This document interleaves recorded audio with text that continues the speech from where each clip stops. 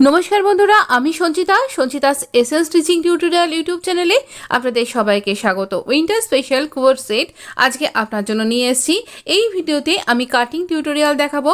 একটা সুন্দর bottom wire এবং সুন্দর কলার কুর্তির কাটিং ভিডিও আমি আপনার সাথে শেয়ার করব। এখানে আমি কুর্তিটা কাট এবং বটমের জন্য কীরকম ফ্যাব্রিক নিয়েছি আমি স্ক্রিনে লিখে দিয়েছি। তো এখানে প্রথমে কুর্তিটা কাট করব, যার জন্য আমি 2.5 মিটার ফ্যাব্রিক নিয়েছি। এটা করসোল ফ্যাব্রিক। এখানে প্রথমে 4 ফোল্ড করে নিয়েছি, আর 4 ফোল্ড করে আমি এখানে মোট 8 ইঞ্চি 4 ফোল্ড অবস্থায় ফ্যাব্রিককে ঝুল বাদ দিয়ে এই 8 ইঞ্চি ফ্যাব্রিকটা আমি এখানে কাট করছি। 4 ফোল্ড ফ্যাব্রিক আমি এখানে কাট করছি। আমি ফুল স্লিভ একটা করসোল লাইন কুর্তি কলার কুর্তি তৈরি করব। তার জন্য আমি এখানে উপরের দিকটাও ফোল্ডেড সাইড আর পাশের দিকটাও ফোল্ডেড সাইড। এখান থেকে আমার এখানে ফ্যাব্রিকের উইথ রয়েছে 42.5 ইঞ্চি। আমি এখানে 8.25 ইঞ্চ এখানে শোল্ডারটা নিয়েছি।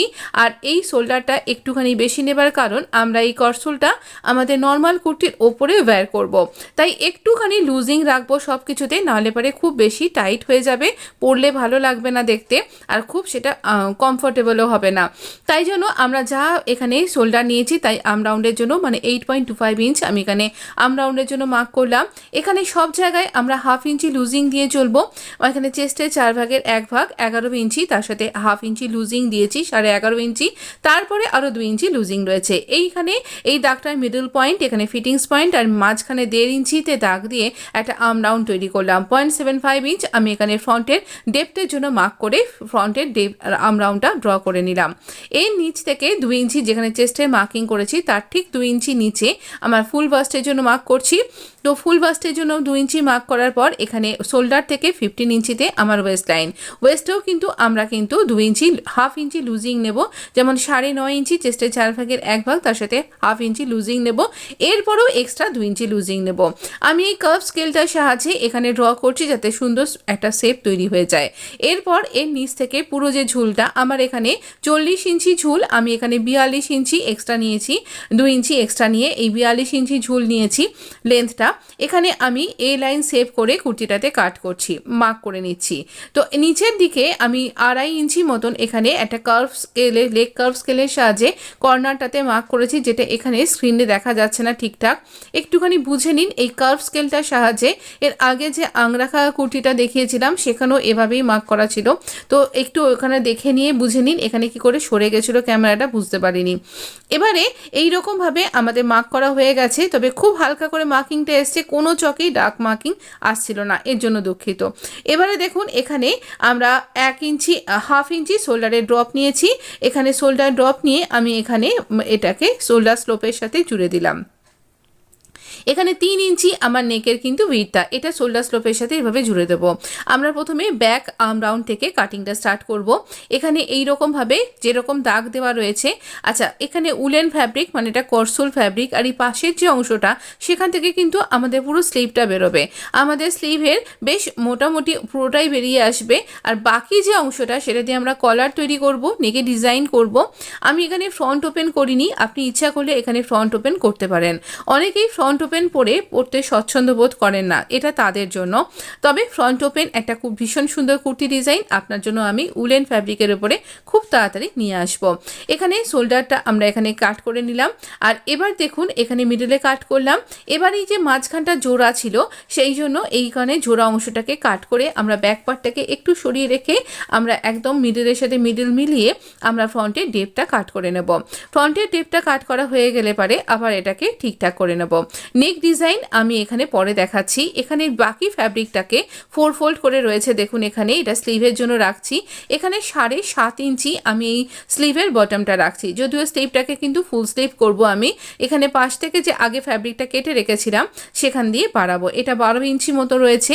এখানে আমরা 11 ইঞ্চির থেকে একটু বেশি 11.25 ইঞ্চিতে মার্ক করলাম। এখানে 3.5 ইঞ্চি আমি এখানে ড্রপ নিলাম, 2 ইঞ্চি লুজিং দিচ্ছি, আর এখানে স্লিভের যে কার্ভটা সেটা কিন্তু এভাবে ড্র করে নেব। এইভাবে হাত ফ্রি হ্যান্ড ড্র করলেও ভীষণ সুন্দর শেপ তৈরি হবে। এখানে স্লিভের কার্ভটা তৈরি করব, আর এখানে বাকি ফ্যাব্রিকগুলোকে দাগ বরাবর কাট করে বাদ দিয়ে দেব। ভীষণ ইজি এটা তৈরি করা, বিগিনার্স যারা তারাও তৈরি করতে পারবেন। আর বাকি ফ্যাব্রিকগুলোকে কীভাবে কিভাবে জুড়বো আমি কিন্তু পরের ভিডিওতে শেয়ার করেছি, তাই পরের ভিডিওটা একদম মিস করবেন না যদি আপনি স্টিচিংটা দেখতে চান। এখানে আজকে শুধুমাত্র কাটিংটাই দিচ্ছি, এটা পার্ট 1, কারণ ভিডিওটা অনেকটা বড় হয়ে যাচ্ছে আর বড় ভিডিও দেখতে আপনারা পছন্দ করেন না। এখানে মিডিলে কাট করব, আর এবার দেখুন এখানে এই যে কার্ভটা এটাকে ঠিকঠাকভাবে কাট করে দেবো। এটা ভীষণ সুন্দর, ভীষণ কমফোর্টেবল, এই উইন্টারের জন্য ভীষণ পারফেক্ট একটা ড্রেস। কিন্তু আপনি পার্টিতেও এটা ক্যারি করতে পারবেন এবং ডেইলি ওয়্যার পারপাসেও ক্যারি করতে পারবেন। দুটো স্লিভটাকেই আমি খুলে মিডিলের সাথে মিডিল মেলাবো, উল্টো দিকগুলোকে ভেতর দিকে রাখবো, রেখে এইভাবে টান টান করে মিলিয়ে রাখছি। এবার আমরা ফ্রন্টের ডেপটা জাস্ট দুটো ফ্যাব্রিককে, পোর্শনের ফ্যাব্রিককে হাতে নিয়ে আমি এখানে দেখুন এখানে ফ্রন্টের ডেপটা কাট করে নিলাম। ফ্রন্টের ডেপথ কাট করা হয়ে গেছে, স্লিভটাকে আমরা বাড়িয়ে নেব। এই যে ফ্যাব্রিকটা আগে কাট করেছিলাম একদম প্রথমে, সেটাকে এখানে আপনি যদি চান এখানে 3 ফোল্ড রাখতে পারেন। এখানে আমি পুরো ফুল স্লিভ রেখেছি, পুরো 21 থেকে 22 ইঞ্চি মতন আমার স্লিভটা তৈরি হয়েছে। এবার আসি আমরা বটমের থেকে। বটমের জন্য আমরা এখানে নিয়েছি এখানেও বটমের জন্য 2.25 মিটার ফ্যাব্রিক নিয়েছি। এখানে আমরা 3 ইঞ্চি আমাদের বটমের যে বেল্ট, উইদাউট বেল্ট, আলাদা করে বেল্ট জুড়বো না, একসাথেই বেল্টটা তৈরি হবে, সেজন্য এখানে 3 ইঞ্চিতে মার্ক করলাম ইলাস্টিকের মাপ অনুযায়ী।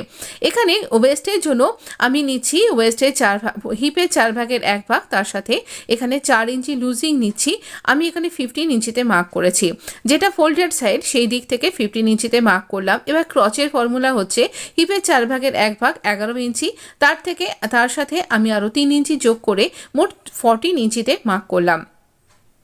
এখানে মার্ক করে নিয়ে আমি এখানে একটা স্ট্রেট দাগ ড্র করে দেব, একদম পুরো ওপর পর্যন্ত এই স্ট্রেট দাগটা বেল্ট পর্যন্ত এখানে চলে যাবে। এবার এই যে আমরা দাগটা দিয়েছি এখানে আমি এখানে 2.5 ইঞ্চিতে এটা হরাইজন্টালি এভাবে মার্ক করে দিচ্ছি। 2.5 ইঞ্চিতে এইরকমভাবে দাগ দিয়ে নিলাম আমরা। এবার এখানে 1.5 ইঞ্চি মতন কর্নার করব, আর এখানে একটা গোলাই দিয়ে নেব, এরকম রাউন্ড শেপ দিয়ে নেব। এতে করে আমাদের ওঠা বসার ক্ষেত্রে কোনো অসুবিধা হবে না, তবে এরপরও আপনি মিয়ানি জুড়তে পারেন। এবার এখান থেকেই অপোজিট সাইডে মার্ক করলাম। মার্ক করে দেখুন আমি একটু আপনার কাছে নিয়ে আসার চেষ্টা করছি। এই দেখুন এখানে এরকমভাবে অপোজিট সাইডে মার্ক করছি, আর এবার ইঞ্চি টেপকে এখানে ফোল্ড করে দেবো। এখানে ইঞ্চি টেপকে ফোল্ড করে দেবো এইরকমভাবে, দিয়ে মিডলটাতে মার্ক করব। যে কোনো প্যান্টে যদি আমরা এই মিডলটা মার্ক না করি তাহলে প্যান্টের মুহুরিটা আমাদের ঘুরে যাবে, ঠিকঠাক প্যান্ট বসবে না, মানে আপনার পা একদিকে আপনার বটমটা আরেকদিকে এরকম ঘুরে যেতে পারে। তাই মিডলটা অবশ্যই মার্ক করতে হবে। আমি যেভাবে বটমটা নিচ্ছি সেভাবেই নেবেন। এই মিডলে মার্ক করে নেব। আমার এখানে ঝুল হচ্ছে 37 ইঞ্চি, তো আমি 1 ইঞ্চি মাত্র এখানে লুজিং রেখেছি, তো 38 ইঞ্চিতে আমি এখানে মার্ক করলাম।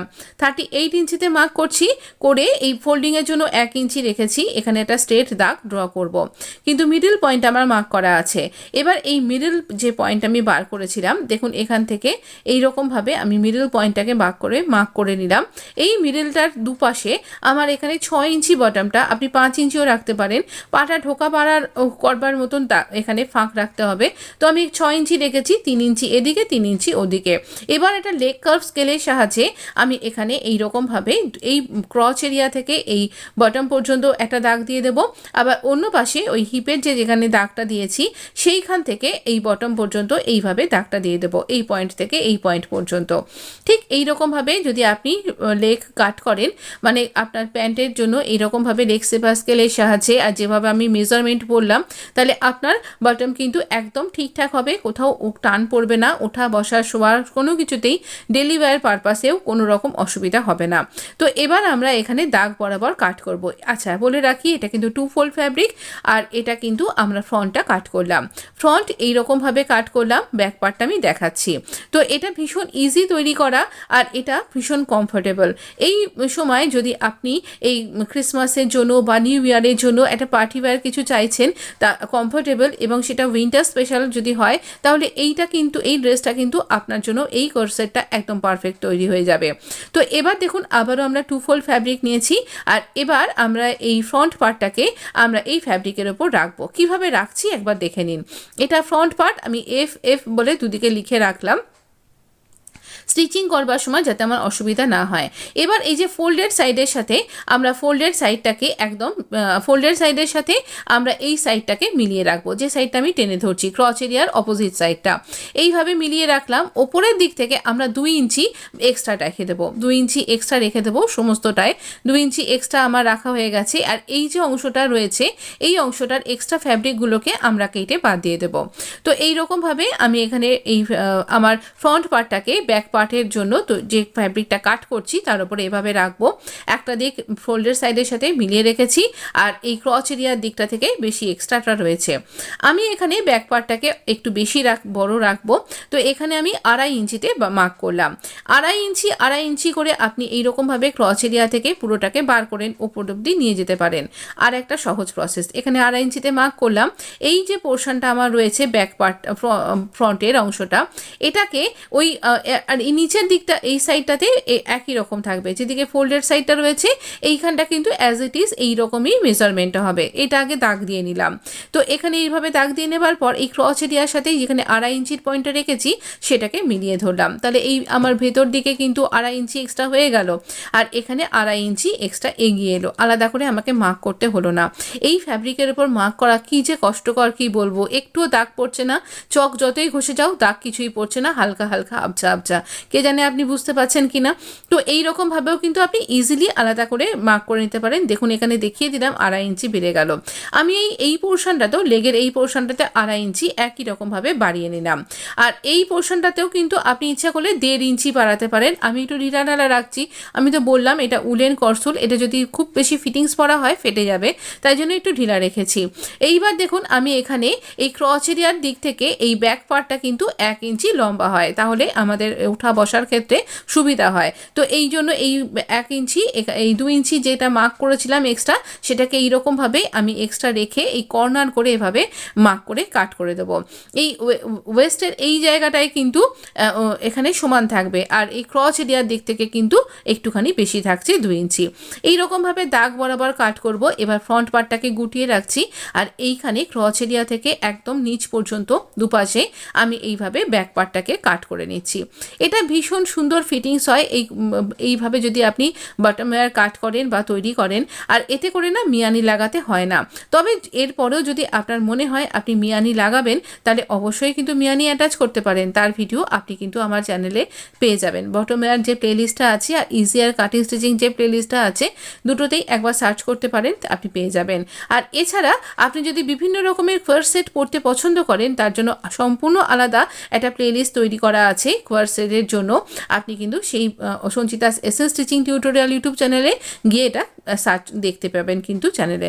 তো দেখুন আমি এখানে ব্যাক বলে লিখে দিলাম আর এই হচ্ছে আমাদের কাটিংটা। আমরা এখানে যখন স্টিচ করব তখন প্রথমে আমরা ক্রচ এরিয়াটাকে স্টিচ করব। আমি আবারও বলছি, প্রথমে এইভাবে সোজা করে ধরবো, দুটো সোজা দিক ভেতর দিকে থাকবে, দুটো উল্টো দিক বাইরের দিকে থাকবে, এইভাবে পিন দিয়ে আটকে নিচ্ছি আর আমরা প্রথমে ক্রচ এরিয়াটাকে স্টিচ করব। এই অংশটা কাট করা হয়নি, এই অংশটা কাট করে নিচ্ছি, এই অংশটা জোড়া ছিল।